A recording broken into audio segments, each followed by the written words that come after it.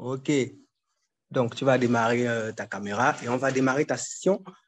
Donc, bonsoir tout le monde. Bienvenue dans l'atelier IOCON, Workshop. Alors, ça fait partie, comme vous le savez déjà, hein, de l'ensemble des événements qui sont organisés dans le cadre de l'IOCON. Voilà, on a débuté le 15 octobre avec les compétitions CTF. Et là, on enchaîne avec du 19 au 21 avec les ateliers de formation pour terminer en apothéose le 23 avec la conférence qui, elle, contrairement aux autres événements, se passera sur site. Ce sera donc du côté de l'hôtel Onomo, Bonanjo, Douala, Cameroun. OK, on va donc profiter pour cette occasion pour remercier rapidement nos partenaires pour cette édition qui sont donc Invité Global Ghana, ST Digital et Farshield. Voilà, pour leur soutien notamment à l'organisation de cet événement. Alors, on va accueillir Kofi Nassar qui va nous entretenir sur le thème attaque DHCP Starvation et les contre-mesures. Alors, Kofi Nassar, il va compléter sa présentation. Il est notamment expert en cybersécurité et CEO de Will Labs. Voilà, il va donc animer ce thème.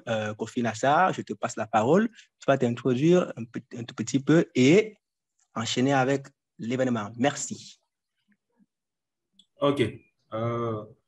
Bonjour tout le monde, je suis Kofi Nassar et je suis spécialiste en cybersécurité avec déjà 12 ans d'expérience professionnelle et bienvenue à cet atelier pratique qui est organisé par IOCON et pour cette édition 2021 où nous aurons à présenter des ateliers sur différents thèmes. Donc, je crois que des confrères du côté anglophone aussi ont eu à faire des ateliers. Donc, nous, on est du côté francophone et cet atelier va se dérouler purement en français.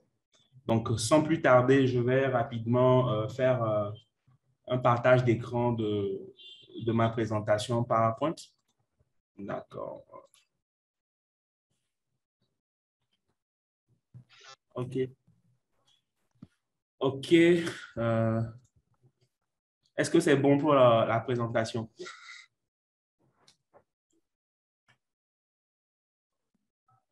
C'est bon pour la présentation? Oui, c'est bon. OK. Donc, nous allons débuter cet atelier et pour ceux qui n'étaient pas là au début, je suis Kofi Nassar, je suis le spécialiste en cybersécurité qui va présenter cet atelier qui a pour thème attaque DHCP Starvation et contre-mesures. D'accord. Donc, le plan que nous allons suivre, en premier lieu, on aura à créer un environnement virtuel pour la simulation de l'attaque parce que, tel que vous le savez, on n'est pas autorisé à effectuer des attaques ou bien des simulations d'attaques sur des réseaux qui ne nous appartiennent pas.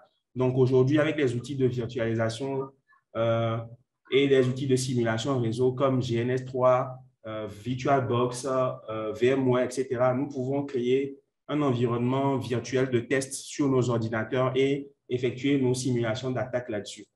En deuxième point, nous allons rappeler les concepts et le fonctionnement du protocole DHCP, puisque dans cet atelier, il s'agira d'attaquer le protocole DHCP qui tourne sur un serveur DHCP. Donc, en troisième point, nous aurons à présenter l'architecture réseau qui sera implémentée pour la simulation de l'attaque. Et en quatrième point, nous allons présenter le concept de l'attaque DHCP Starvation. En cinquième point, nous allons exécuter l'attaque DHCP Starvation en environnement virtuel. Et sixième point, nous allons faire de la collecte et de l'analyse des traces de l'attaque avec l'outil Wireshark pour des fins de criminalistique ou bien cyber forensics. En septième point, nous allons exposer les contre-mesures qu'il faut implémenter pour pouvoir éviter les attaques DHCP Starvation. Et en dernier point, nous aurons des séries de questions et réponses. Donc, d'abord, avant de commencer, nous allons faire une petite mise en garde. Donc, tout ce qui est exposé ici dans cet atelier pratique a un objectif pédagogique et la réplication de ces méthodes d'attaque qui seront exposées ici dans un environnement informatique qui ne vous appartient pas est illégale et peut vous porter préjudice. Ni l'auteur, ni l'équipe organisatrice de l'IOCON ne pourraient être tenus responsables de toute dérive qu'il y aurait dans l'utilisation du contenu de cette présentation. Donc, vous pouvez réessayer ces vecteurs d'attaque dans un environnement virtuel de test que vous pouvez créer à l'aide de certains outils logiciels open source qui seront listés ci-après. D'accord. Pour la création de l'environnement virtuel de cette simulation d'attaque, nous aurons besoin de certaines ressources matérielles. Donc, en termes d'ordinateur, vous pouvez avoir un ordinateur de bureau, desktop ou laptop avec un processeur Intel ou AMD avec une fréquence nominale de 2 GHz. Nombre de cœurs, minimum quad-core.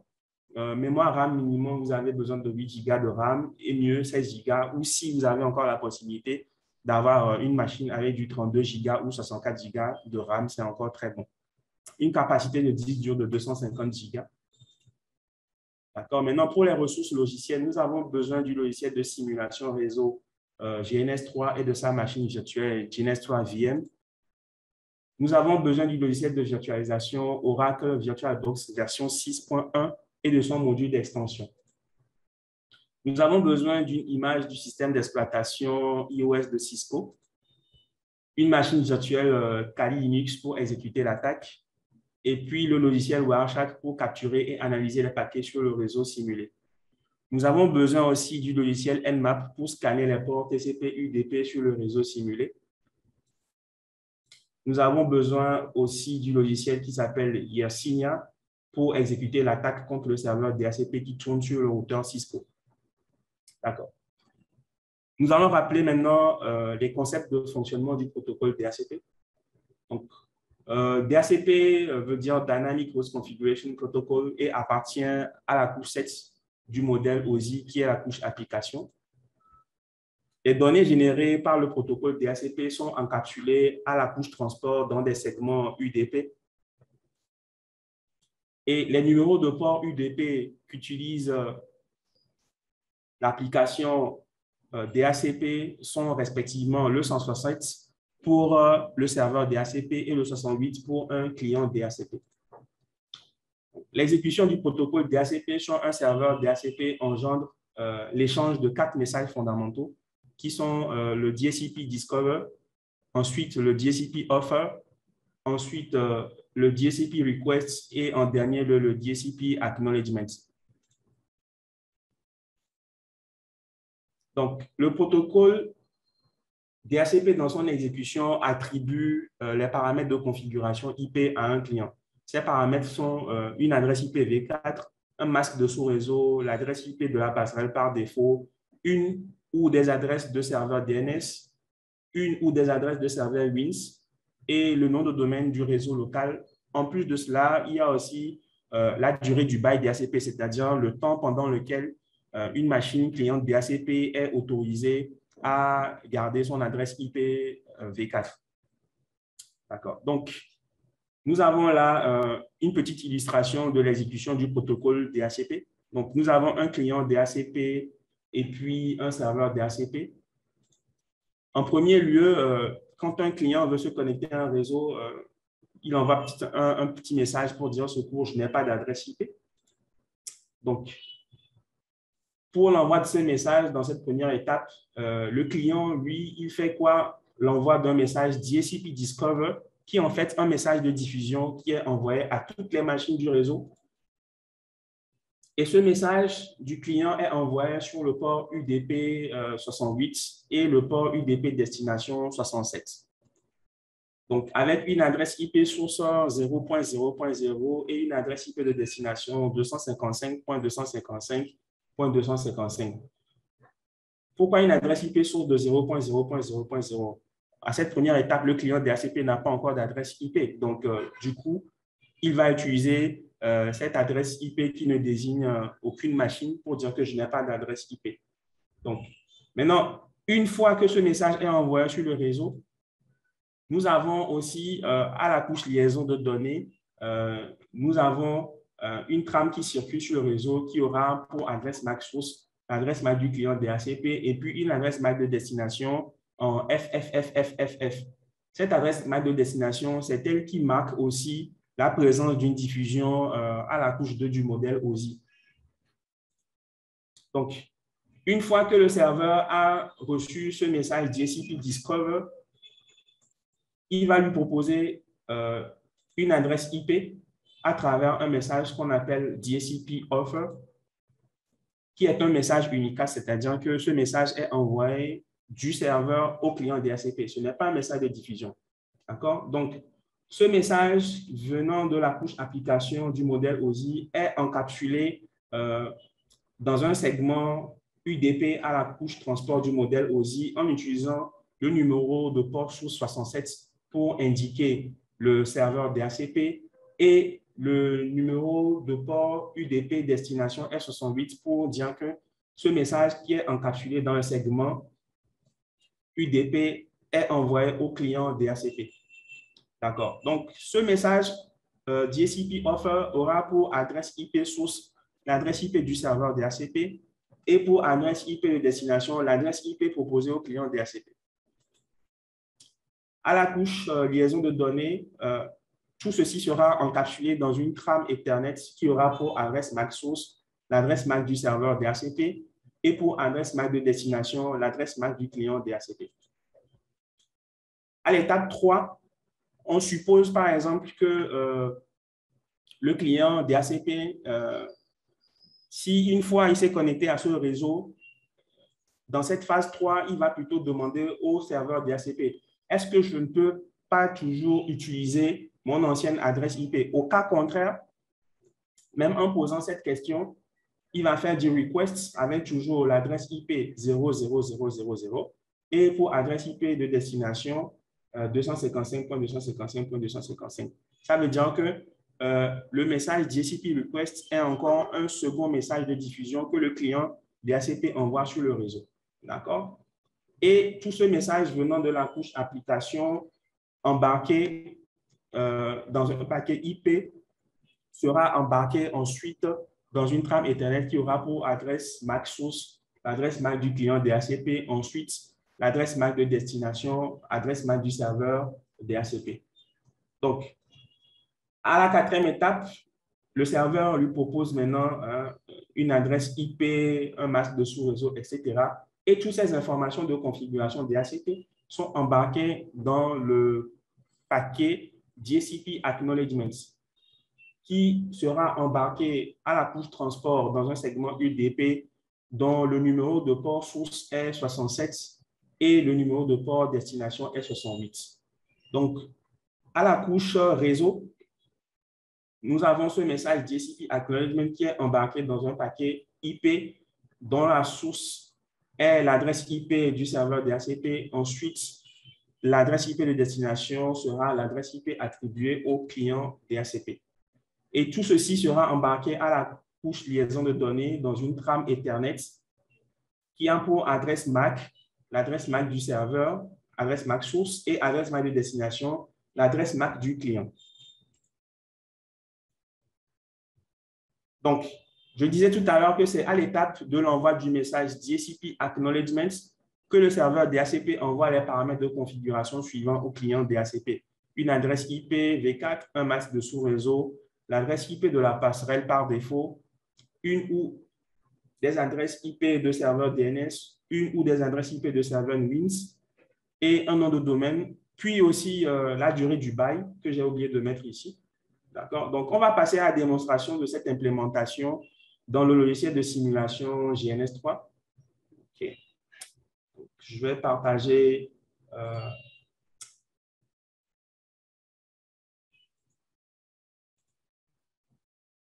là, vous avez l'interface graphique de mon environnement de simulation. OK? Donc, pour le moment, nous allons juste considérer cette partie où nous avons le client DHCP. Au milieu, nous avons un commutateur Cisco Catalyst et puis au bout ici, nous avons un routeur Cisco qui va jouer le rôle de serveur DHCP. D'accord? Donc, ce qui va se passer, je vais démarrer les équipements un à un.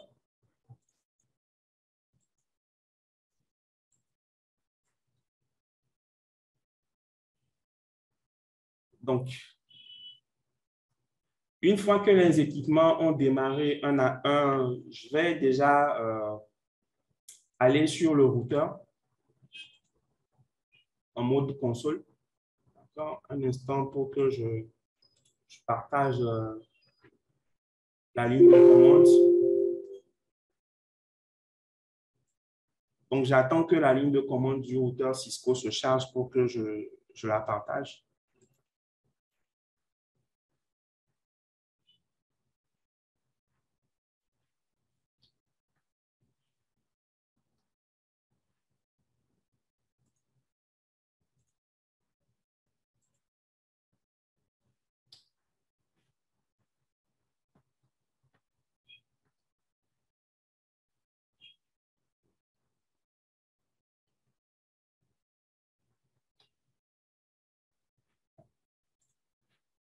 Donc, j'espère que vous voyez ma ligne de commande ici. Si vous ne voyez pas la ligne de commande, il faudra me dire pour que je puisse agrandir la taille de police de l'affichage. C'est lisible, mais de toute façon, si tu peux agrandir encore, tu peux un peu agrandir, mais quand même, c'est lisible. D'accord, un instant que j'agrandis ça.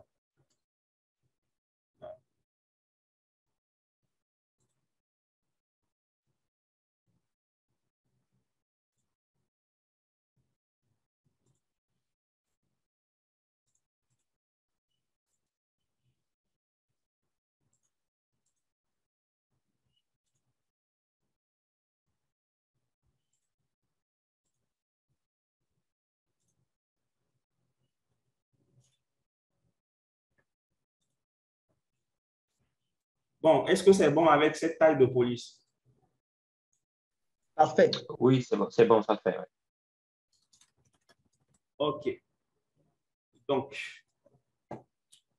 moi, j'ai déjà exécuté la configuration du serveur DHCP sur mon routeur. Donc, ce qu'on va faire, comme on est en train de faire un atelier pratique, nous allons faire ceci. Je vais déjà effacer la configuration d'amorçage. D'accord. Donc, avant tout, ce qu'on va faire, quand on est sur un routeur Cisco, il faut d'abord activer les interfaces qui sont concernées. D'accord. Donc, interface Ethernet 0/0. D'accord. Faire une description de l'interface pour dire interface LAN. OK. Maintenant, on va lui attribuer une adresse IP 192.168.1.254. Pour l'instant, il reste le masque de sous-réseau. D'accord.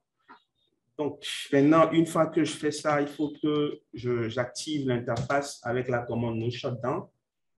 OK. Et je fais un exit. Maintenant, ce que moi, je veux mettre comme configuration DHCP, je vais d'abord faire ceci, IP, DHCP, excluded address. À cette étape, qu'est-ce qu'on va faire? On va exclure l'adresse IP de l'interface E0/0 parce que c'est elle qui va servir de passerelle par défaut pour les machines qui seront dans le réseau local. Donc, on doit exclure son adresse IP de la plage d'adresse DHCP qu'il y aura sur le serveur DHCP. D'accord? Donc, maintenant, on va faire une configuration de la plage d'adresse DHCP en lui donnant un nom, IP espace DHCP pool DHCP du côté LAN. OK? Maintenant, une fois que nous sommes dans ce sous-mode de configuration DHCP, il faut donner les paramètres du réseau à configurer avec la commande network 192.168.1.0 255.255.255.0. Donc, j'avais déjà configuré ce réseau. OK? Default router pour mettre l'adresse IP de la passerelle par défaut. 192.168.1.254. OK. Les adresses IP des serveurs DNS, je peux mettre du 8.8.8 ou bien du 8.8.8.1. OK. Comme adresse IP de serveur DNS.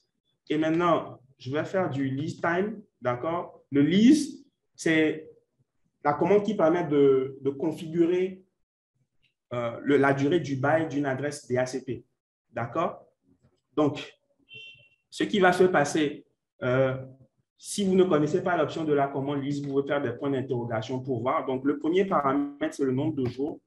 Et je vous conseille toujours de mettre le nombre de jours de vos listes DHCP à 0 pour que des clients ne gardent pas vos adresses IP pendant plusieurs jours. D'accord? Maintenant, après le nombre de jours, qu'est-ce qu'on a comme paramètre? Le nombre d'heures. Je conseille par expérience de mettre toujours un maximum de 10 heures. OK? Et bon, en termes de nombre de minutes, après, on peut mettre aussi le nombre de minutes. Mais bon, ça ne nous intéresse pas. Bon, on va mettre juste 0 jour et puis 10 minutes. OK? C'est bon? Donc, maintenant, on peut mettre un nom de domaine pour identifier ce sous-réseau. On va mettre, par exemple, LAN-iocon.net. D'accord? Et on a fini avec la configuration du pool d'adresses DHCP. Maintenant, on va faire exit. Et à cette étape, ce qui nous manque maintenant, c'est d'activer le service DHCP. D'accord? On va activer le service DHCP avec la commande service DHCP. OK? Une fois que nous avons activé le service DHCP sur le routeur, qu'est-ce que nous devons faire? On doit sauvegarder toutes ces configurations parce que ce que nous sommes en train de faire actuellement se trouve uniquement dans la mémoire RAM du routeur R1. Donc, en cas de coupure d'énergie électrique, si votre routeur c'est un hardware physique, il va faire toute cette configuration si vous n'enregistrez pas ça. Donc, pour enregistrer la configuration, je peux revenir en mode privilégié ou bien faire ça ici avec la commande do, copy, run, et puis je fais start pour sauvegarder la configuration. D'accord? Donc, une fois que c'est fait, moi, je garde la ligne de commande ouverte et j'ai ici sur mon graphe une machine client DHCP sur laquelle est marqué VPCS, qui veut dire Virtual PC Simulator. Donc, c'est une version minimaliste de Linux, OK, qu'on a développé pour embarquer dans GNS3 afin de faire quelques tests. Donc, je suis à la ligne de commande du PC1 et pour demander des adresses IP de façon automatique, je vais utiliser la commande IP. Je fais point d'interrogation pour voir les options de la commande IP. D'accord? Donc, dans IP ici, j'ai l'option DHCP qui permet, la définition c'est « Attempt to obtain IP version 4 address mask gateway DNS via DHCP ». Donc, la commande qu'on aura à exécuter sur ce PC, c'est de faire IP espace DHCP. D'accord? Mais avant d'exécuter cette commande, qu'est-ce que je vais faire? J'ai ici une liaison entre le commutateur Catalyst Cisco et le routeur qui fait office de serveur DHCP. Donc, sur cette liaison, ce qui va se passer premièrement, je vais démarrer une capture des paquets et je fais OK. J'ai démarré la capture des paquets, mais pour le moment, je n'ai pas encore démarré Wireshark. Donc, je vais démarrer Wireshark ici pour pouvoir renifler les paquets qui vont passer du PC1 jusqu'au routeur. D'accord? Donc, je garde ma fenêtre Wireshark ouverte et je reviens à la ligne de commande pour exécuter la commande IP espace DHCP.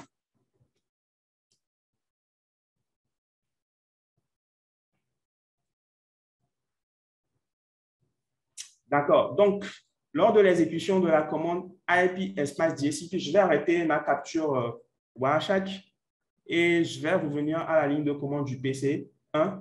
D'accord. Donc, lors de l'exécution de la commande IP espace DHCP, vous avez vu que premièrement, il a fait un D pour dire du discover. Il a fait encore un second D pour dire du discover.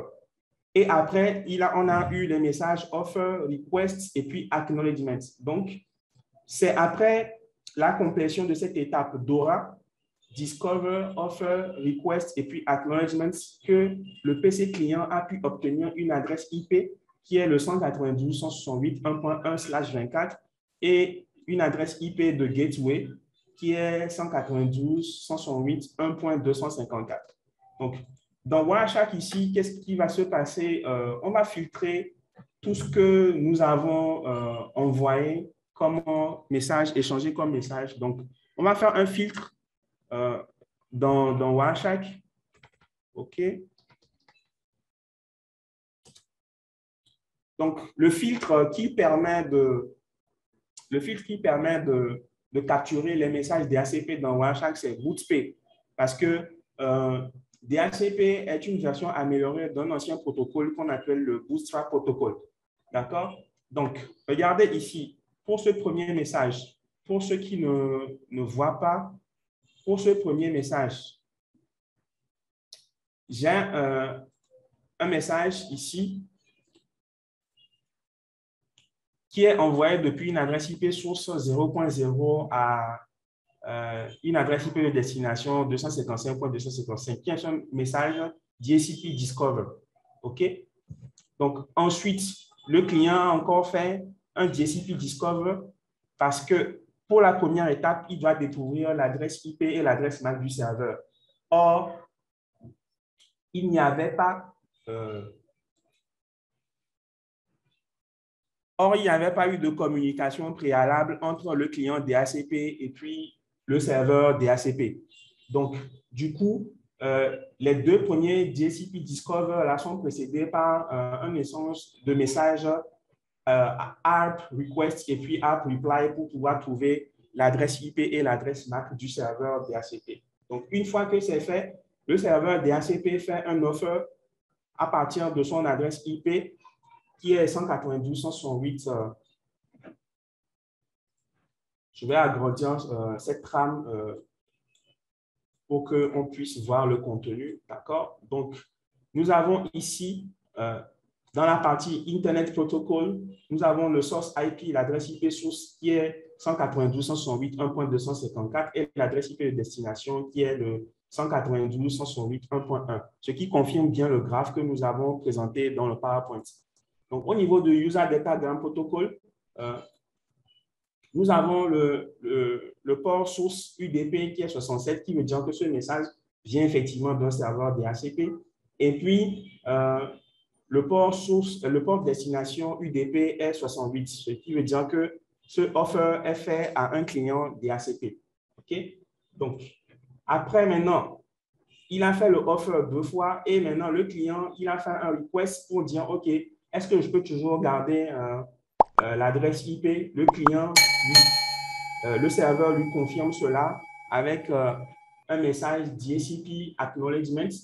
Et ce que je disais tout à l'heure, c'est dans le message DHCP Acknowledgement que le client DHCP reçoit tous ces paramètres. Donc, si je détaille le contenu du message DHCP Acknowledgement, vous allez voir au niveau du DHCP Option 53. D'accord? C'est un message DHCP Ack. Maintenant, au niveau de l'option DHCP 54, vous avez l'identifiant du serveur DHCP qui est le 192.168.1.1. Option 51 du protocole DHCP, vous avez le lead time qui est de 3600 secondes, ce qui fait en tout 10 heures. Et puis, vous avez l'option 58, le renewal time value. Après combien de temps est-ce que le client peut renouveler son adresse IP? Après 5 heures de temps. Donc, on a d'autres options 59 qui ne nous intéressent pas pour le moment. Le subnet mask qui est l'option 1 du DHCP. D'accord?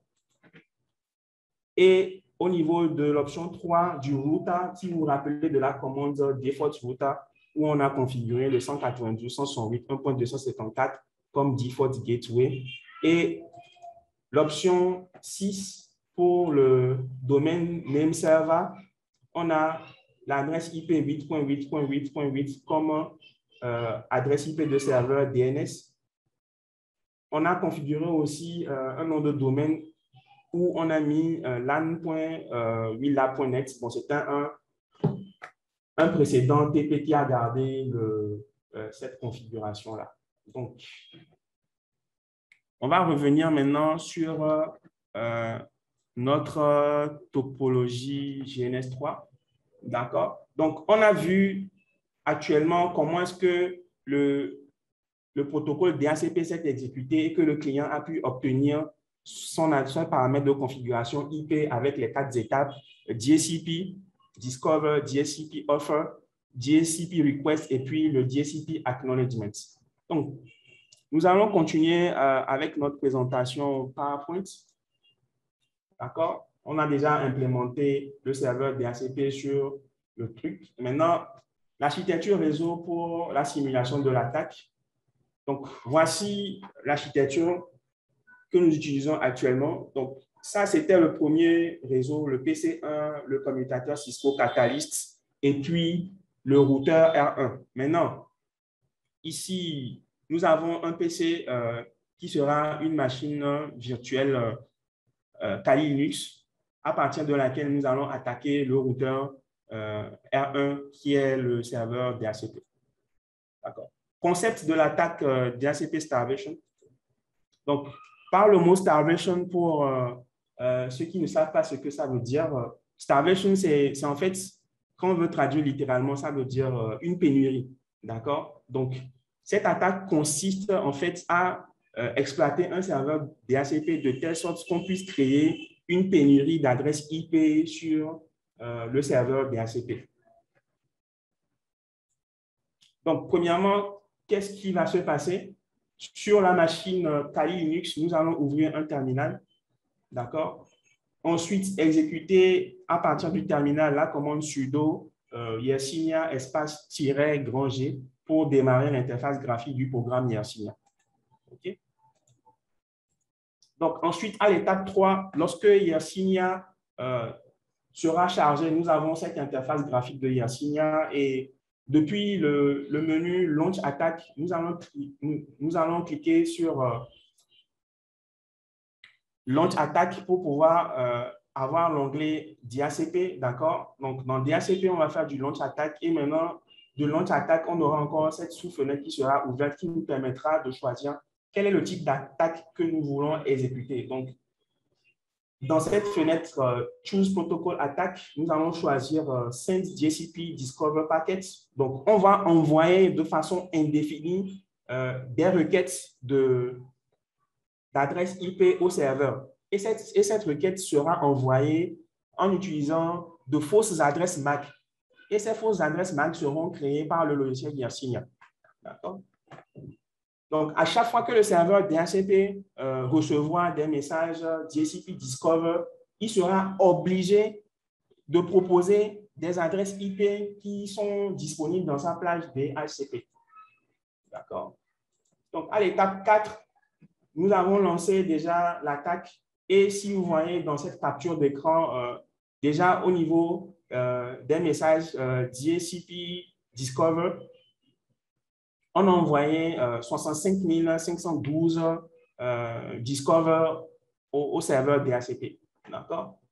Et si vous voyez, ces Discover partent avec des adresses IP 0.0, 255.255.255. Mais à la couche 2 du modèle OSI, vous allez remarquer que ce seront des paquets qui seront embarqués dans des trames Ethernet avec de fausses adresses MAC. Donc, une fois que la machine Kali Linux va exécuter l'attaque, il y aura un grand nombre de messages DHCP Discover qui seront envoyés vers le serveur DHCP. D'accord? Et lui, en retour, en voyant les messages DHCP Discover, est obligé de faire des réponses DHCP Offer. D'accord? Donc, ces messages DHCP Offer seront des propositions d'adresses IP. Et une fois que le serveur DHCP sera en train de proposer des adresses IP, ça veut dire que ces adresses IP proposées ne seront plus disponibles pour une autre offre d'adresse IP à un client. Maintenant, une fois que cette plage d'adresses DHCP sera épuisée sur le routeur R1, le PC1, on va réessayer encore de demander une adresse IP là-bas et quand lui va envoyer son message DHCP Discover, le serveur DHCP ici ne sera pas en mesure de répondre parce qu'il est occupé à servir d'abord ces fausses requêtes d'adresses IP qui sont engendrées par Yersinia. D'accord? Donc, ici, le PC1 dit, j'essaie d'obtenir une adresse IP à partir du serveur DHCP, mais depuis plus de 5 minutes, je n'ai rien obtenu comme adresse IP. Que se passe-t-il? Donc, l'exécution de l'attaque DHCP Starvation contre le serveur DHCP cause ici ce qu'on appelle un DOS ou bien Denial of Service, un déni de service. Donc, on va passer à l'exécution réelle de l'attaque. Donc, pour ce faire, je vais ici démarrer la machine Kali Linux. D'accord?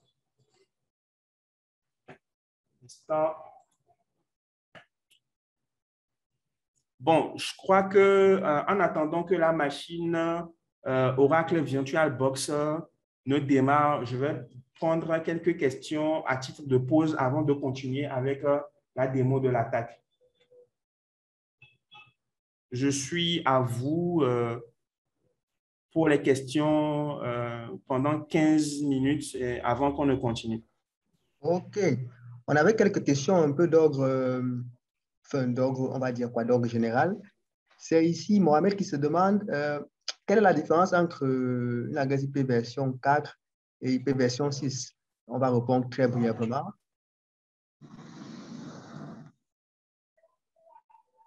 Donc, la différence entre une adresse IPv4 et puis une adresse IPv6, c'est que les adresses IPv4 sont codées sur 32 bits et alors que les adresses IPv6 sont codées sur 128 bits. D'accord? Ce qui veut dire qu'en termes de nombre d'adresses IP, les adresses IPv4 offrent plus de possibilités, les adresses IPv6 offrent plus de possibilités ou bien de disponibilité d'adresses IP que les adresses IPv4. Voilà. Donc, réponse claire. Alors, quelle est la différence ensuite entre le protocole DNS et le protocole WINS? OK. Donc, la différence entre le protocole DHCP et le protocole WINS n'est pas si grande. Il dit DNS et WINS. Excusez-moi, DNS et puis le WINS. La différence n'est pas si grande parce que, en fait, le WINS, la définition, c'est Windows Internet Name System. C'est en fait une version personnalisée par Microsoft de DNS. Donc, Microsoft aussi a voulu avoir son système de nom de domaine, ce qui l'a amené à créer le service WINS. OK. Donc, si vous avez des questions, vous pouvez poser au fil de l'eau. Comme ça, on les récupère et voilà. On peut y aller oralement aussi? Oui, on peut y aller. D'accord. Merci pour la qualité exceptionnelle de ce partage. Ma question a deux volets par rapport au DHCP. Il est possible, sans faire de réservation, si le client connaît la plage disponible ou distribuée par le serveur DHCP, s'attribue automatiquement sa propre IP adresse. Lorsque c'est fait dans ce cas, est-ce que le serveur DHCP est au courant et fait la réservation automatiquement? Et est-ce qu'il est possible de configurer le DHCP, le serveur DHCP, à ce qu'un client ne puisse pas s'auto-attribuer une adresse fixe? Bon, ce que vous venez de poser comme question, ça veut dire que le client lui-même, il s'est attribué une adresse IP. Et sûrement, c'est qu'il connaissait déjà la plage d'adresses DHCP que le serveur, dont dispose le serveur DHCP. Donc, tout à fait. OK.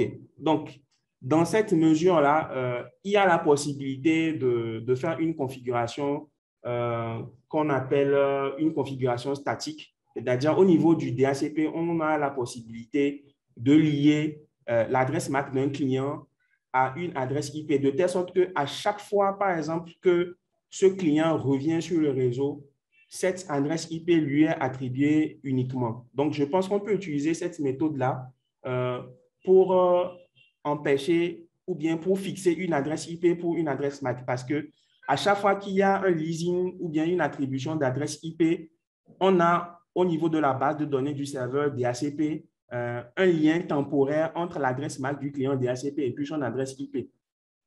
Je ne sais pas si j'ai bien répondu à votre question. Oui, oui. Ce que j'aimerais essayer de comprendre est de savoir s'il est possible de justement bloquer le fonctionnement que le client qui connaît la plage à louer se l'auto-attribue. Tant que le serveur DHCP ne l'a pas attribué, personne n'est autorisé à se le fixer. D'accord. Je vais enrichir la réponse de Willy dans ce sens. En fait, la question que tu poses, c'est la réponse est d'authentifier, en fait, de mettre en place un protocole pour authentification des requêtes DHCP. Il faut savoir qu'il est possible de lier, en fait, ton serveur DHCP à un serveur Radius, de la même manière que le Wi-Fi peut fonctionner avec un serveur Radius. Voilà, donc c'est-à-dire qu'en fait, les clients qui vont donc arriver dans ton réseau devront d'abord s'authentifier. Par exemple, si tu as un domaine, tu peux faire une authentification liée au domaine. Ils vont d'abord s'authentifier avant d'avoir une adresse, avant que le DHCP ne leur serve, en fait, quoi. Les adresses, voilà. Donc, ça répond exactement, en fait, à ce que tu dis. Par contre, ce que d'autres personnes peuvent aussi faire, c'est au niveau de leur DHCP, mettre en place un système d'autorisation des adresses MAC. Tu vois, c'est-à-dire que si le MAC n'est pas déjà reconnu dans ton LAN, en fait, le DHCP ne lui servira pas d'adresse. Je pense que ça peut compléter un peu la réponse de Louis dans le sens où toi, tu veux l'amener, quoi. Tout à fait. En fait, je ne connais pas la réponse moi-même, donc c'est pour essayer de comprendre davantage. Et donc, effectivement. Un autre côté de la chose, pour comprendre comment ça marche, lorsque le client s'attribue une IP, est-ce que le serveur DHCP est au courant de cela pour ne plus le redonner? Donc, est-ce qu'il est créé automatiquement un liste pour cette personne si la réservation n'a pas été faite en avance?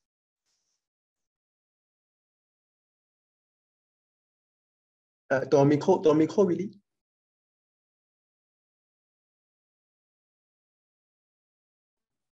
Ton micro, Willy, il est désactivé. Je vais repartager la capture Wireshark là pour qu'on puisse voir quelque chose. Il y a un truc.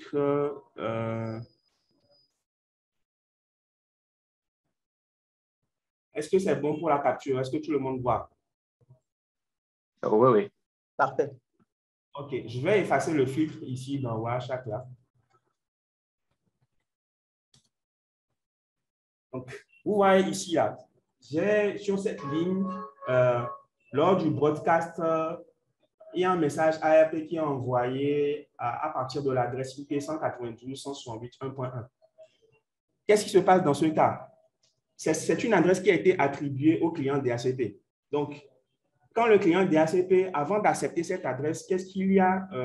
Il y a un message qui est envoyé dans le réseau par le serveur DHCP qu'on appelle le Gratuitous ARP, c'est-à-dire que c'est des requêtes ARP qui sont envoyées vers cette adresse IP-là. Donc, lorsqu'on envoie des requêtes ARP vers cette adresse IP et qu'après un certain laps de temps, aucune machine ou bien aucun client DHCP ne répond, ça veut dire que cette adresse IP, elle est libre et que le serveur DHCP peut l'attribuer à un client.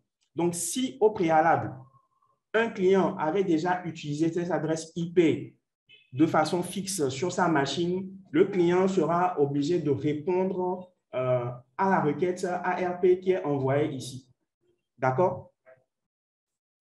Donc, excellent. Du coup, avec cette réponse-là, le routeur, lui, il sait automatiquement que quelqu'un dans le réseau local utilise déjà cette adresse IP. Donc, il va incrémenter et passer à l'adresse IP suivante pour voir si elle est libre. Donc, c'est comme ça que le serveur DHCP vérifie dans le réseau local si une adresse IP est déjà utilisée ou pas. Oui, ça c'est très clair. Merci infiniment. D'accord. Alors, Willy, on a une question ici. Je pense que tu vas donner une réponse assez brève et claire. La question, c'est de Mahomet qui se demande, est-ce qu'on peut déployer l'outil de simulation logicielle Packet Tracer, donc de Cisco, dans un hyperviseur en mode de virtualisation, comme on le ferait avec une machine VirtualBox, voilà, de Oracle? OK. Excusez-moi, ce n'est pas pour décourager ceux qui utilisent Packet Tracer, mais c'est un bon logiciel pour les débutants, mais qui a des ressources ou bien des capacités limitées. D'accord? Avec du Packet Tracer, vous ne pouvez pas combiner un hyperviseur comme Oracle VirtualBox ou bien VMware Workstation à Packet Tracer pour pouvoir faire des simulations comme ça. Ce n'est pas possible.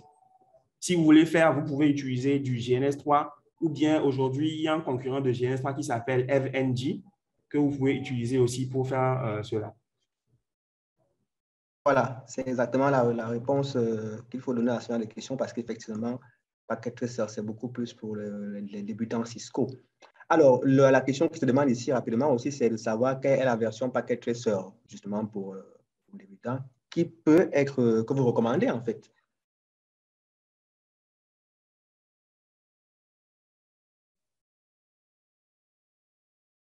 Donc, je crois qu'actuellement, Packet Tracer est à la version 7.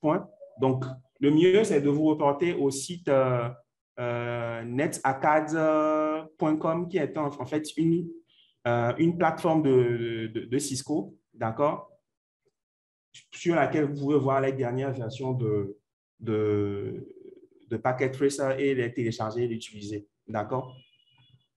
OK, parfait. Bon, là Mohamed, Packet Tracer, il aimerait savoir comment on peut combiner Packet Tracer avec VMware.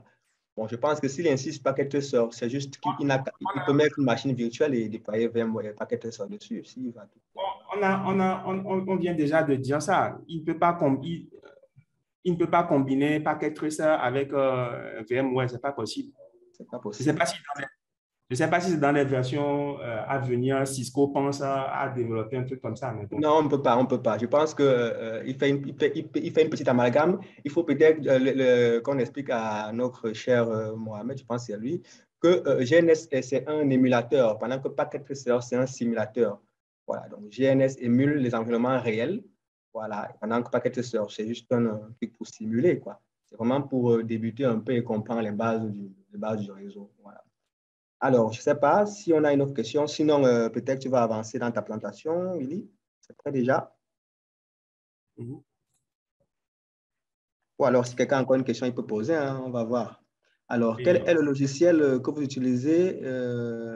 Quel est l'outil logiciel que vous utilisez ou vous recommandez d'utiliser pour faire quoi concrètement? Complète ta question, Mohamed. Est-ce que tu peux compléter ta question? L'outil pour faire quoi?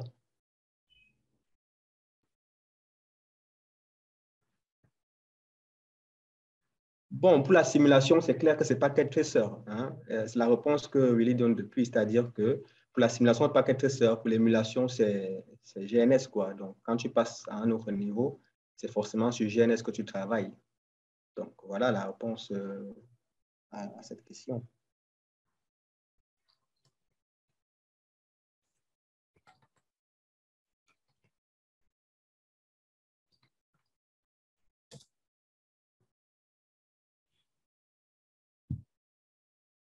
Il n'y a pas d'autres questions.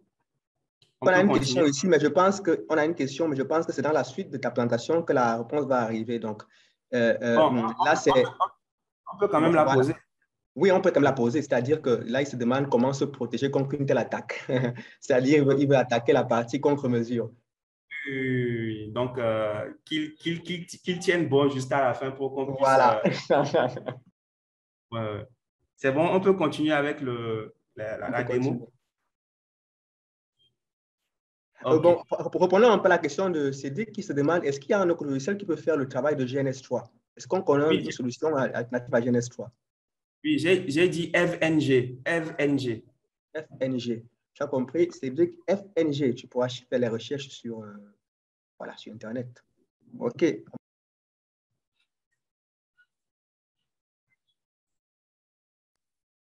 OK, on va avancer.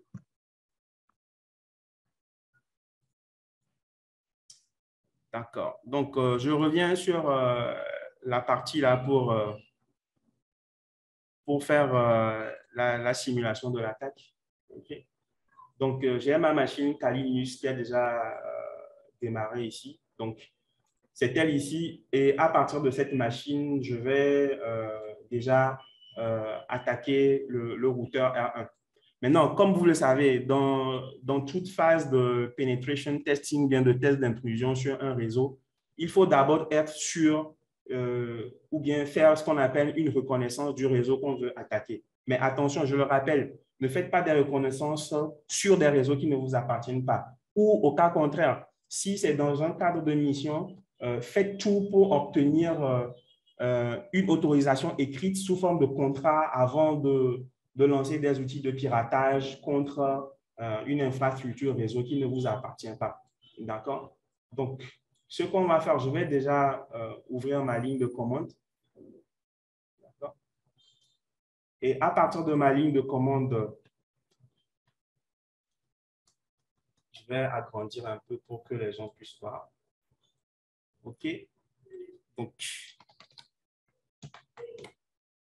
je vais voir les interfaces que j'ai sur mon système. Un instant, mon clavier est en anglais, donc je vais le changer rapidement en français. OK.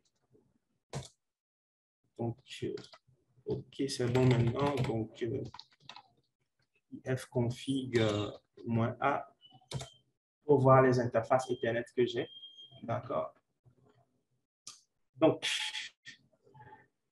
précédemment, j'ai déjà 2 cartes Ethernet sur mon VirtualBox ici. Donc, la carte Ethernet 0 ou ETH0, cette carte-là, elle est en mode NAT. C'est elle qui permet à GNS3 de venir allumer ma machine Kali Linux. D'accord? Maintenant, si vous voyez sur la figure ici, la carte E1 ici, là, c'est LETH1 sur mon Kali Linux. Et si vous voyez, son adresse IP, excusez-moi, c'est 192.168.1.2. D'accord? Je vais déjà essayer de voir si je peux dialoguer avec le serveur DHCP. Donc, en envoyant 5 paquets ICMP vers le serveur DHCP 1.254. D'accord?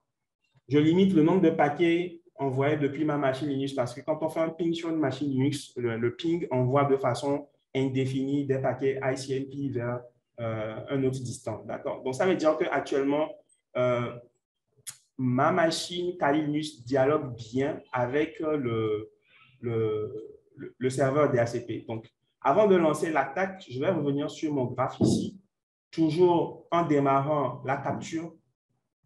D'accord?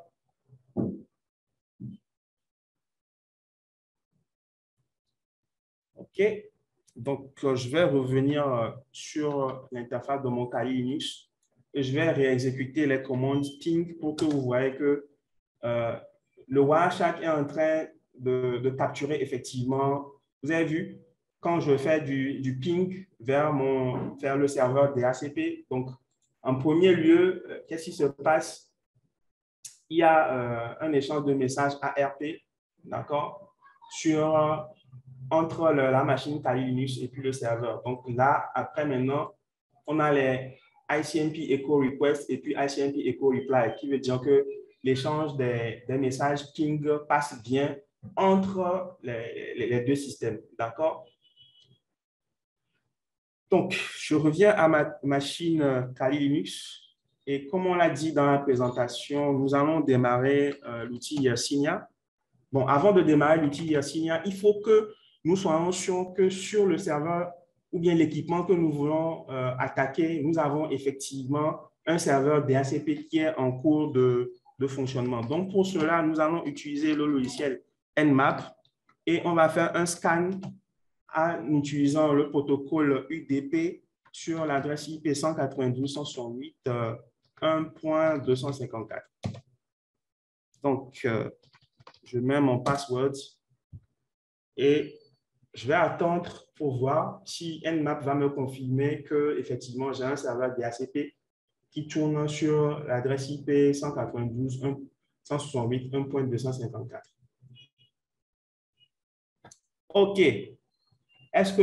J'espère que vous suivez tous. Donc, mon scan Nmap est terminé et dans le reporting, j'ai ici, regardez, numéro de port UDP 67 qui nous indique effectivement la présence d'un serveur DHCP et il dit l'état du port, c'est Open Filtered et le service est DHCPS, le S pour dire sécurisé, d'accord? En plus de ça, on a une sorte de protocole NAT qui tourne aussi sur le routeur, mais ça ne nous concerne pas. Juste cette ligne nous confirme que nous avons un serveur DHCP qui tourne actuellement sur le routeur. Donc, on peut commencer à faire une attaque contre le serveur DHCP. Donc, pour cette attaque, on va faire Yersinia espace -G. D'accord? Donc, nous venons de démarrer Yersinia. OK? Donc, une fois que nous avons démarré Yersinia, qu'est-ce qu'on va faire? Dans cette partie, il y a plusieurs protocoles. En fait, Yersinia, c'est un outil qui permet d'attaquer plusieurs protocoles sur un réseau informatique. Donc, nous, pour le moment, c'est la partie DHCP qui va nous intéresser. D'accord? Et dans la partie DHCP, nous allons cliquer sur le bouton Launch Attack. Et dans Launch Attack, qu'est-ce qui va se passer? On a la possibilité de choisir plusieurs types de paquets à envoyer dans notre attaque DHCP. Donc, dans cette étape, c'est l'envoi des paquets DHCP Discover. OK? Et qu'est-ce qui va se passer? Je vais faire OK. Et si vous voyez déjà, Yersinia est en train de tourner. Et si vous voyez ici, vous avez le nombre qui est en train d'incrémenter ou pour m'indiquer le nombre de messages DHCP Discover que j'envoie vers le serveur DHCP pour l'attaquer. D'accord? Donc, on va attendre encore un peu. Vous voyez déjà ici les messages qui défilent pour vous montrer le nombre de DHCP Discover qui est en train d'envoyer vers le serveur DHCP. Donc, je peux cliquer ici pour faire lister les attaques qu'il y a sur le réseau en train d'être effectuées par Yersinia. Et puis, on va faire quoi? On va faire stop. D'accord? Donc, quand je fais stop, je vais revenir dans Wireshark ici pour voir en fait ce qui se passe. Regardez dans Wireshark. Regardez le nombre de DHCP Discover que Wireshark a capturé. Donc, pour chacun de ces DHCP Discover, d'accord, pour chacun de ces DHCP Discover, le serveur DHCP doit pouvoir faire une offre, d'accord? Donc, je vais revenir à la ligne de commande de mon routeur Cisco, d'accord? Je reviens à sa ligne de commande ici. Donc, je vais voir ce qui se passe au niveau de son serveur DHCP. Donc, show IP DHCP.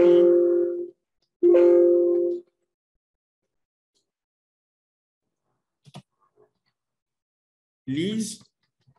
D'accord?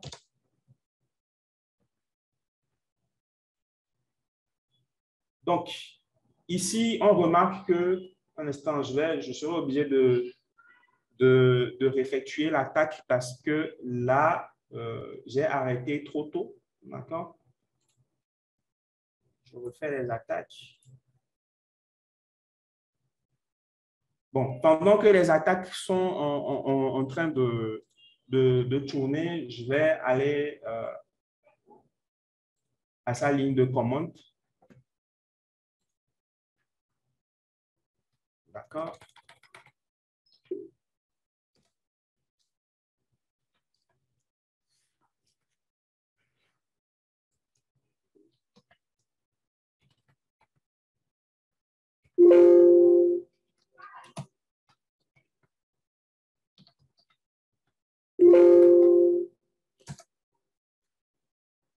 Donc, normalement, je demande ici au routeur de me montrer quelles sont les adresses IP qui ont été attribuées à quelle adresse MAC. Vous voyez que depuis que je questionne le routeur, il est incapable de me renvoyer un résultat précis. Ça veut dire que quoi? Yersinia est en train d'occuper les ressources système sur le routeur actuellement. Donc, je ne peux avoir une réponse au cas où j'ai arrêté l'attaque par Yersinia. D'accord? Donc, je vais d'abord arrêter. Même quand je veux arrêter la commande show IP DHCP binding, le routeur ne me donne pas la main parce que là, si vous voyez, regardez au niveau de mon processeur ici, l'attaque juste a permis de consommer jusqu'à 100% de mon CPU et puis 52% de ma RAM. Parce que ce routeur tourne avec quoi? Les ressources de mon système. D'accord?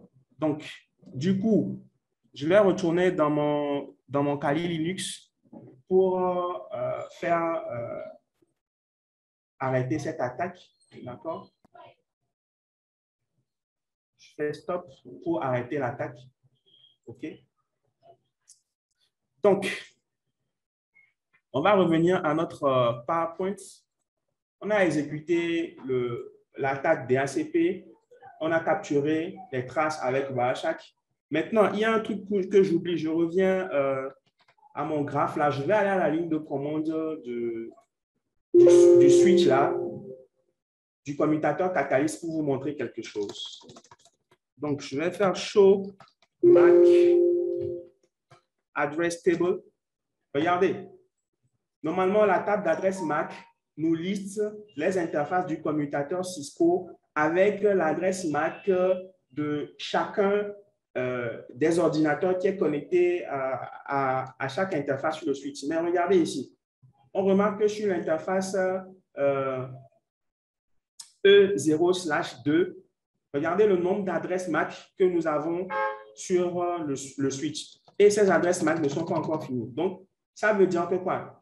Quand vous avez un truc pareil sur vos switches, il faut déjà avoir à l'idée que quelqu'un est en train d'attaquer votre switch en utilisant de fausses adresses MAC.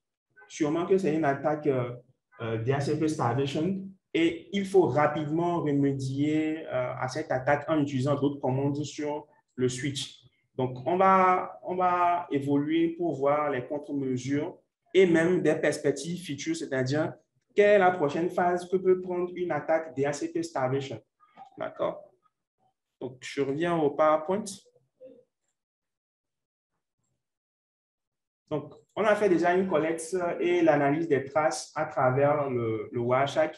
Pourquoi on a fait cela? C'est parce que quand il y a une cyberattaque pour des objectifs de cybercriminalistique, on a besoin de collecter les preuves pour constituer, pour déposer une plainte peut-être auprès d'une juridiction ou bien d'un tribunal pour que des enquêtes assez approfondies soient faites. D'accord? Maintenant, dans le cadre de l'attaque DHCP starvation, nous avons effectué des activités d'investigation informatique au niveau du commutateur Cisco Catalyst, d'accord, et au niveau du routeur aussi. Donc, cette activité d'investigation nous permettra de prouver que la machine de l'attaquant emploie des adresses MAC fictives. Donc, ce qui est le cas ici. Toutes ces adresses MAC-là sont reliées au port Ethernet 0/2 sur le commutateur Cisco. D'accord? Ce qui prouve que l'attaquant a utilisé des adresses MAC forgées. Et on est arrivé à faire ceci avec la commande show espace MAC address table. Donc, on a déjà fait cette démo aussi. Donc, dans les activités de collecte de traces sur le routeur Cisco, cela nous permettra de prouver que le serveur DHCP restera temporairement indisponible pendant que l'attaque se déroule. C'est l'indication d'un déni de service ou DOS, Denial of Service, et que l'attaque DHCP starvation a consumé toutes les adresses IPv4 qui étaient disponibles dans la plage DHCP. D'accord. Bon, je vais revenir sur le routeur pour voir si maintenant on peut avoir le show DHCP binding. Regardez, quand je fais le show DHCP binding, vous voyez que le routeur, il m'affiche maintenant toutes les adresses IP qu'il a attribuées à chacune des fausses adresses MAC. Le 2 n'est pas dedans parce que le 2, c'est pour ma machine Kali Linux. Donc, à partir du 68, d'accord, jusqu'en bas, vous voyez? Vous voyez? Donc, pendant toute cette durée, qu'est-ce qui s'est passé? Yersinia a consumé presque toute ma plage d'adresses DHCP. Donc, si je ne l'avais pas arrêté à temps, du coup, on serait parti sur le dernier octet à 253 parce que le 254, on l'avait déjà exclu et que le serveur DHCP ne peut pas l'attribuer à une machine cliente. D'accord? Donc, dans les activités d'investigation, vous avez les commandes à utiliser show IP DHCP binding pour voir les adresses MAC qui ont été associées à chaque adresse IPv4 qui est attribuée depuis le serveur DHCP. D'accord? Il y a aussi la possibilité d'utiliser la commande show IP DHCP pool. OK? Show IP DHCP pool. D'accord? Donc, quand on voit dans mon pool d'adresses nommées plage DHCP LAN, d'accord? Qu'est-ce qui a été utilisé? Il y avait eu un total de 254 adresses IP et quand on a lancé l'attaque, depuis le début de l'attaque jusqu'à l'arrêt de l'attaque, on a eu 88 adresses IP qui ont été attribuées dans cette plage-là. D'accord?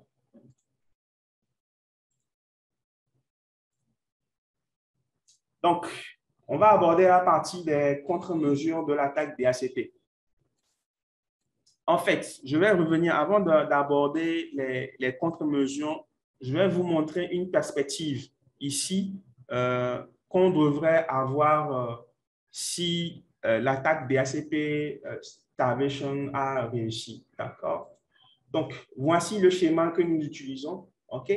Donc, la prochaine étape, normalement, dans une attaque DHCP Starvation, c'est de faire du DHCP spoofing, c'est-à-dire à partir de cette machine Kali Linux, on peut introduire encore dans le réseau puisque on a désactivé le principal serveur DHCP.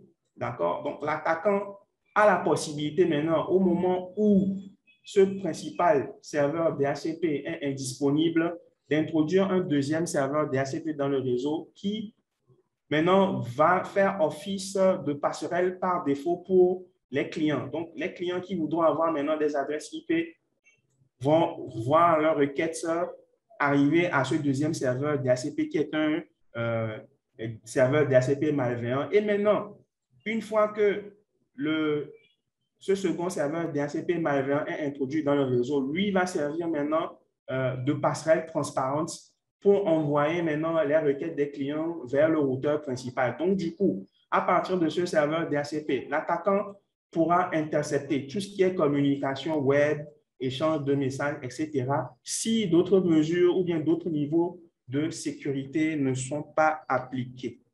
Donc, nous venons au niveau des contre-mesures de l'attaque. Donc, désactiver les interfaces physiques qui ne sont pas utilisées sur le commutateur Cisco Catalyst. Pourquoi? Je reviens encore à ma présentation. Donc, si nous sommes en environnement d'entreprise, ce qui va se passer, c'est que quoi? Ce switch dans un immeuble ou bien dans le bâtiment d'une entreprise sera relié à d'autres prises réseau. Et très souvent, qu'est-ce qui se passe dans beaucoup d'entreprises?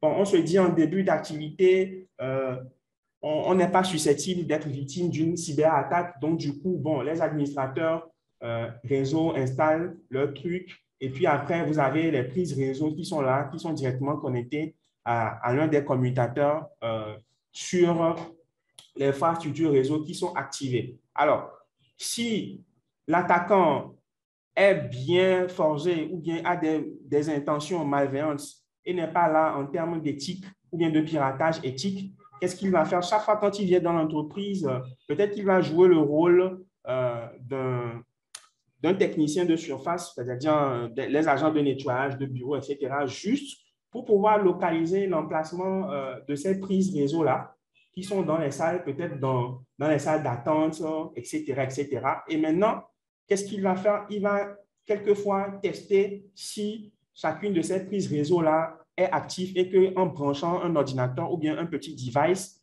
dans ces prises-là, s'il peut obtenir une adresse IP. Je rappelle bien que pour effectuer cette attaque, vous n'avez pas besoin d'une grosse machine.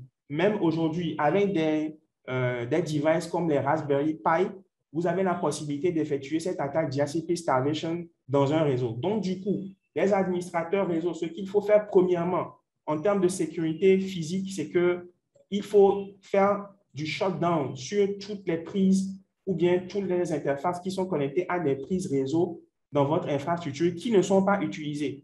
Activez-les au besoin. ne les maintenez pas actifs dans des salles où vous n'avez pas l'habitude de faire des travaux ou bien d'y aller tout le temps. D'accord? Donc, second point de contre-mesure, Willy, et par Wi-Fi, comment tu gères cela? Et par Wi-Fi? Comment on gère, quelles sont les contre-défenses? Oui, je vais en venir. Je vais en venir. OK, merci. Donc, limiter le nombre d'adresses MAC que nous pourrons avoir par interface sur le commutateur Cisco à l'aide de la commande switch port security maximum et puis on met la valeur maximum. Je reviens à la ligne de commande ici du switch Cisco. OK. Conf T, d'accord. Et maintenant, quand je suis en mode de configuration globale, pour pouvoir faire la config, qu'est-ce qu'il faut faire? Ouais, c'est l'interface sur laquelle le cahier Linux est branché là, l'Ethernet 0/2. D'accord? Si ce n'est pas sur l'Ethernet 0/2, je peux faire ça sur l'ensemble des interfaces. Donc, pour l'ensemble des interfaces, il suffit de faire la commande interface range. D'accord? Je fais E0/1. D'accord? Et bon, pas seulement là, je commence à partir de l'interface 0 jusqu'à 2. OK? Et maintenant, j'applique ma commande. D'accord? Donc, switch ports security.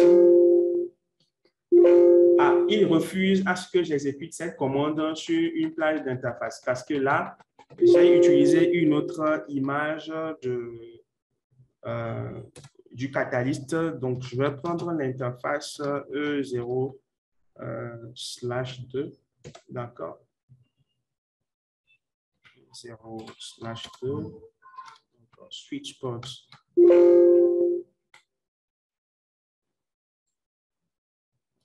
Switch ports et puis port security. Je vais rappeler les anciennes commandes là. Switch ports. Ah, il refuse de prendre la commande là sur la plage d'interface.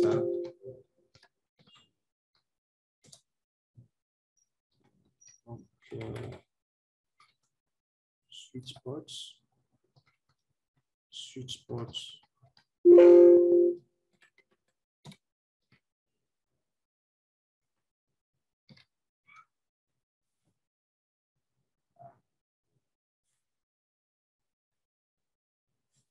Donc, cette image que j'utilise n'accepte pas cette commande de Cisco. C'est ça le problème de GNS3 aussi, parce qu'il y a des images qui supportent les commandes. Et ce que je vais faire, c'est d'envoyer dans le Google Drive que je partage avec vous les images au cas où vous voulez reproduire le TP dans votre GNS3, les images qui acceptent la commande switch port security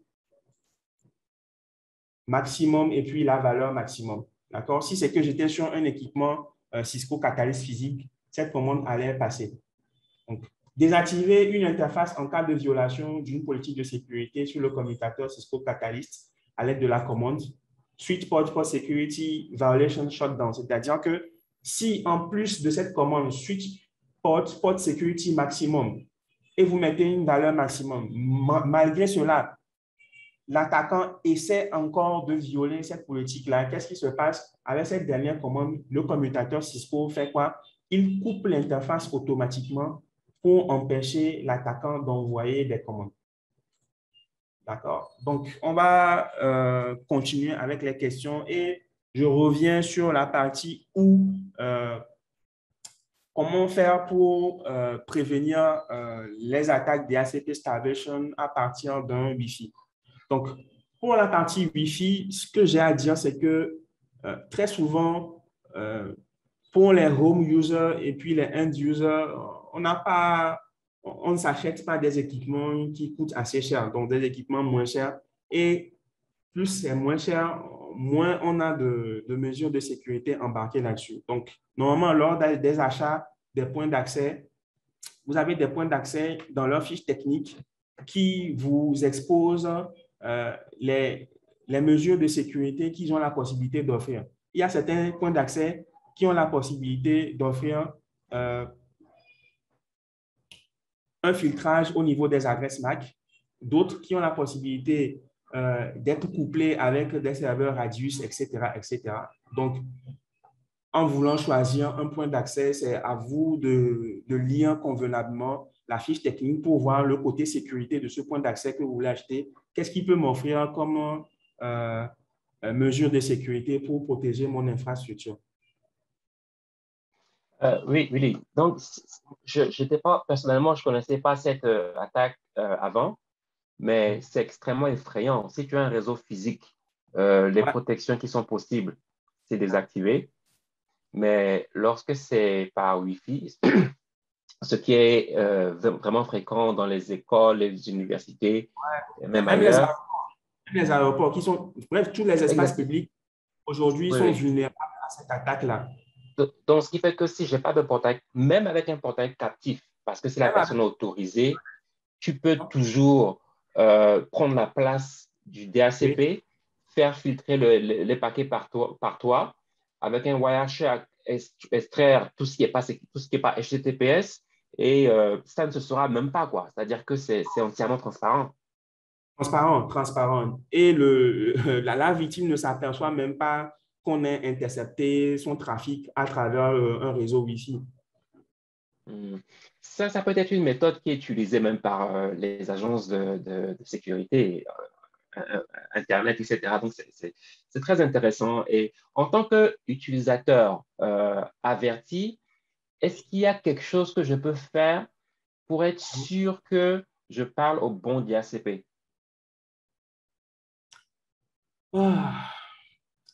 Ce qu'il y a lieu de faire, c'est de mettre en place une liste d'accès au niveau de ton côté réseau. Mais très souvent, par défaut, il y a beaucoup de systèmes d'exploitation qui ne proposent pas ces solutions. Vous êtes obligé d'acheter des solutions third party qui offrent ce niveau de sécurité entre le client et puis le serveur DHCP.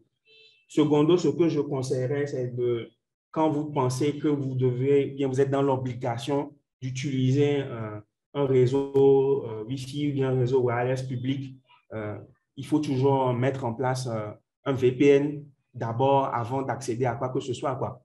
N'ayez pas confiance comme quoi vous accédez à un site protégé par HTTPS sur un truc public et puis à l'abri. Excellent. Excellent. Si c'est qu'on avait du temps, on pourrait faire encore une autre démo plus avancée où on intercepte même du trafic HTTPS sur Gmail, où on a les donc, tu es en train de dire donc que si j'utilise un VPN par ma connexion Wi-Fi, la personne qui fait l'interception de paquets ne pourra donc plus lire mes paquets parce que c'est par une connexion sécurisée. Il ne pourra plus. Il ne pourra plus. Cette méthode-là, c'est assez effrayant parce que est-ce qu'il existe au niveau des serveurs DHCP mettre des règles du genre par défaut, j'ai 10 demandes par minute et donc dès que j'en ai plus, je bloque le réseau parce que on dirait une attaque. Là, normalement, vous avez besoin de coupler votre serveur DHCP avec un détecteur d'intrusion. Okay. C'est lui qui est capable de diagnostiquer ces nombres de requêtes qui arrivent et avoir un seuil qu'on peut configurer là-bas. Au cas où le seuil est dépassé directement, il déclenche une alarme et il peut automatiquement aussi bloquer le port. Par expérience, l'équipementier chez qui j'ai déjà trouvé une solution, c'est les gardes de Sophos. Donc, sur les firewalls Sophos et puis les points d'accès Sophos, il y a à l'intérieur un système de détection et de prévention d'intrusion qui est embarqué sur leurs équipements. Donc, quand il y a déjà de ces tentatives, eux, ils diagnostiquent ça et en fonction du seuil que vous avez configuré, ils peuvent soit ce qu'ils peuvent faire, isoler carrément le client DHCP qui est à l'origine de l'attaque. C'est-à-dire le couper carrément du réseau pour que son attaque ne se propage pas dans le réseau. Je ne sais pas au niveau de ce qu'il propose comme solution, mais déjà, au niveau de Sophos, j'ai déjà expérimenté avec leur firewall et puis leur point d'accès. OK. Merci infiniment. OK. Donc, j'aurais une question moi-même, mais avant, je vais d'abord lire les questions de certains participants qui sont écrits. Et bon, après, je peux aussi donner un élément de réponse, hein, parce que pour CEWA, juste pour lui signaler quand même qu'il existe aussi une façon de rendre l'authentification avec le DHCP, de faire en sorte qu'elle utilise des certificats. Donc, pour que ce soit DHCP, du coup, voilà, peut utiliser un certificat pour que vous soyez sûr que lui et lui seul peut délivrer des requêtes au sein de votre réseau. Alors, on va passer comme ça avant ma question, à certaines questions voilà, du groupe là. Je vois, alors lui, il s'appelle iPhone. Bon, est-ce qu'un serveur Radius peut permettre d'arrêter les attaques DHCP starvation? Non, ce n'est pas possible. C'est pas possible. Ils peuvent juste permettre de faire une règle de filtrage des clients qui sont autorisés à prendre des DHCP depuis le serveur DHCP. Voilà. Maintenant, il y a un souci aussi. Quand on est en environnement public, l'utilisation d'un serveur Radius couplé à un serveur DHCP n'est viable que dans le cadre d'une entreprise où on connaît réellement nos utilisateurs. Maintenant, quand je suis dans le cadre d'un parking ou bien dans un aéroport où on a des milliers de clients qui vont se connecter temporairement pour avoir un accès à Internet, l'implémentation d'un serveur Radius couplé à un serveur DHCP n'est pas du tout viable, quoi. Parce que techniquement parlant, gérer par exemple le flux de 10 000 à 100 000 personnes qui traversent un aéroport en va-et-vient par jour, ce n'est pas une chose aisée, quoi. Oui, c'est clair que Radius, c'est vraiment une solution pour l'entreprise. Hein. Voilà. Pour les lieux publics, ce n'est pas du tout adéquat.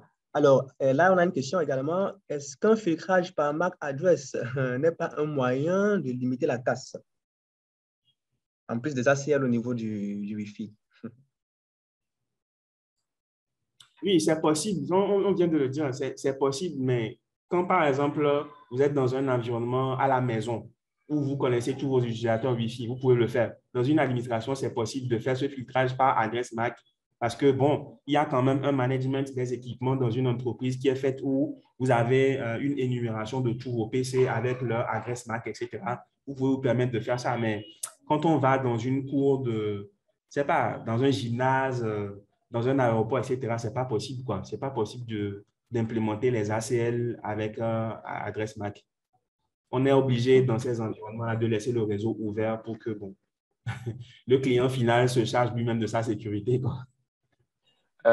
Willy, je suis dans le domaine IT, ça fait un bon moment, et je n'ai jamais été personnellement exposé à la méthode Starvation. Et donc, je me demande combien d'autres professionnels ne sont pas au courant de cette méthode qui est si simple et comment peut-on faire pour augmenter l'awareness, l'information auprès des IT togolais et dans quelle mesure il pourrait être possible de pouvoir tester certaines cibles dans le but d'aider ces cibles publiques-là sans être touché par la loi, par le fait de ne pas avoir d'autorisation, mais de vouloir aider. Donc, a priori, CEWA, je dirais que la première opportunité qui nous est offerte en tant que IT, c'est de participer régulièrement à des ateliers de formation. Donc, très souvent en Afrique, je pense que nous avons cette nonchalance-là. Quand il y a de participer à ces événements, quand il y a de ces workshops, etc., bon, on se dit, écoute, bon, je n'ai pas le temps et tout. Or, ne serait-ce que la participation de 15 à 20 minutes gratuitement à un webinaire peut te permettre d'avoir des informations capitales pour protéger ton infrastructure. Maintenant, en ce qui concerne notre pays, le Togo, je pense qu'on a des autorités qui sont là. Il y a l'ARCEP et tout ça, etc., où normalement, régulièrement, peut-être chaque 3 mois, bien chaque 6 mois, il doit y avoir de tels workshops dans lesquels nous pouvons nous déplacer avec des équipements physiques pour pouvoir faire ces simulations-là en réel. Parce que des fois, quand on expose les problèmes de façon théorique, les décideurs ou bien ceux qui ont le dernier mot ne prennent pas au sérieux la chose. Ils veulent toujours voir du concret, mais on ne peut pas se mettre à faire du concret sur des infrastructures de l'État. Maintenant, s'il y a des dirigeants ou bien des personnels employés de l'État qui voudraient réellement qu'on fasse des tests d'intrusion, on a la possibilité de signer un contrat pour pouvoir effectuer ou bien tester les zones névralgiques des infrastructures de l'État ou bien des lieux publics et voir comment est-ce qu'on peut sécuriser au mieux ces espaces-là. Merci, merci infiniment. OK, je vais poser rapidement une dernière question et on va passer à la session suivante, puisque là, on est déjà en train d'atteindre les 20 heures. Alors, ma question, c'était, en fait, la démonstration que tu as faite, Willy, je ne sais pas si tout le monde se rend compte, mais c'est une attaque qui est véritablement très, très, très, très dangereuse, surtout quand elle est combinée avec le DHCP spoofing. Parce qu'en fait, ce qu'il faut bien comprendre ici, c'est que le schéma d'attaque, ce ne sera pas juste de causer un déni de service. Ce sera vraiment, ce sera vraiment de prendre possession complète de votre réseau. Donc, du coup, je me suis demandé, est-ce qu'on a connaissance d'une attaque qui provoque la déconnexion ou bien la fin de bail des clients qui sont déjà connectés? Parce qu'en fait, si une attaque similaire existe, ça voudrait dire que quelqu'un pourrait commencer par ce schéma, on vous déconnecte tous, on met en déni de service le serveur DHCP et on vous redirige maintenant complètement sur un DHCP bien défini, contrôlé par l'attaquant, quoi. Donc, je me demandais, est-ce qu'on a connaissance d'une attaque DHCP qui provoque plutôt la déconnexion ou bien la fin des bails des clients qui sont déjà connectés à ce serveur-là? Est-ce qu'on a connaissance de ça? OK. Donc, ce que moi, j'aimerais dire dans ce cas, c'est que dommage que le temps est très limité et que moi-même, mon emploi du temps ne me permet pas de faire assez de workshops. Sinon, j'aimerais quand même bien le faire. Mais on verra à d'autres occasions comment on peut le faire. Soit le IOCON, c'est pas, va mettre une plateforme où on pourra partager des tutoriels dessus. Et ce que moi, j'aimerais dire, c'est que cette question, cette attaque existe déjà dans le monde wireless, c'est-à-dire dans le monde Wi-Fi. C'est-à-dire, quand un client veut se connecter à un point d'accès Wi-Fi, il y a une phase d'authentification qui se passe, d'accord? Et cette phase d'authentification, il y a des échanges de messages entre le client Wi-Fi et puis le point d'accès Wi-Fi. Donc, généralement, quand on arrive sur ces réseaux et qu'on veut faire des tests d'intrusion, qu'est-ce qu'on fait? Nous, on émet dans le réseau Wi-Fi des sondes qu'on appelle des sondes de désauthentification, c'est-à-dire que tous les clients qui sont authentifiés, bien qui sont connectés à un point d'accès là, on les coupe temporairement tous du point d'accès, quoi. D'accord? Maintenant, quand on les coupe temporairement du point d'accès, qu'est-ce que nous on fait? On fait un spoofing, c'est-à-dire on imite le point d'accès original et les clients qui ont été déconnectés précédemment, lorsqu'ils veulent revenir, ils vont plutôt se connecter sur le point d'accès du pirate au lieu d'aller sur le point d'accès originel, quoi. Donc, du coup, en passant par nous, on peut leur envoyer à travers le Wi-Fi une nouvelle plage d'adresse DHCP et jouer le rôle de routeur pour pouvoir aller sur le point d'accès principal. Donc, déjà, côté Wi-Fi, cette attaque existe, mais côté Ethernet, en ma connaissance, pour le moment, je n'en ai pas sur ce côté, mais du côté Wi-Fi, ça existe. OK, si ça peut consoler certains au moins, c'est une petite bonne nouvelle. Bon, alors, je pense que là, on va clôturer parce que le prochain est déjà en attente. Donc, du coup, je vais rapidement rappeler, vous savez, les contacts de Kofi Nassar, pour ceux qui veulent le prendre directement. Donc, on a son email, son Twitter, son LinkedIn. Et j'ai mis également le drive pour ceux qui veulent avoir accès à la présentation PDF de cette excellente présentation qui a vraiment éclairé beaucoup de personnes sur cette attaque. Qu'on pouvait ignorer, hein, beaucoup de IT, effectivement, l'ignorent, que le DHCP, voilà, peut être la porte d'entrée de plusieurs soucis au sein du réseau. Encore une fois, merci Willy, merci énormément. Si tu as quelque chose à ajouter, tu peux la rajouter et on pourra clore cette session. Merci. Non, je n'ai pas grand-chose à ajouter. C'est juste, je remercie l'IOCON à travers un correspondant, un ami, un frère qui s'appelle Abou Safian, qui est de nationalité ghanéenne et qui est le fondateur de la société Invetech Global, qui est aussi très bon en termes de tests d'intrusion, formation en ethical hacking, etc., qui m'a introduit ou bien qui m'a présenté aux organisateurs de IOCON pour pouvoir présenter des workshops. Donc, je vous remercie tous et je vous exhorte tous en tant qu'IT de participer souvent à des ateliers de formation en cybersécurité parce que une petite information nouvelle nous permet de nous améliorer, de mieux sécuriser ce que nous sommes en train de faire. Merci beaucoup. Merci également, Willy. Merci à tous. Alors, je ne sais pas, je vais vous partager déjà directement ici le lien pour la session à suivre. Comme ça, vous pourrez directement nous suivre sur cet autre lien-là. Et on va pouvoir lancer avec Eric Soa-Badger, qui lui nous vient du Ghana. Il va nous présenter une thématique sur l'analyse des vulnérabilités, la reconnaissance passive, reconnaissance active et l'analyse des vulnérabilités. Donc, voilà le lien, c'est pour Eric Soa-Badger. On se retrouve de l'autre côté. Ciao.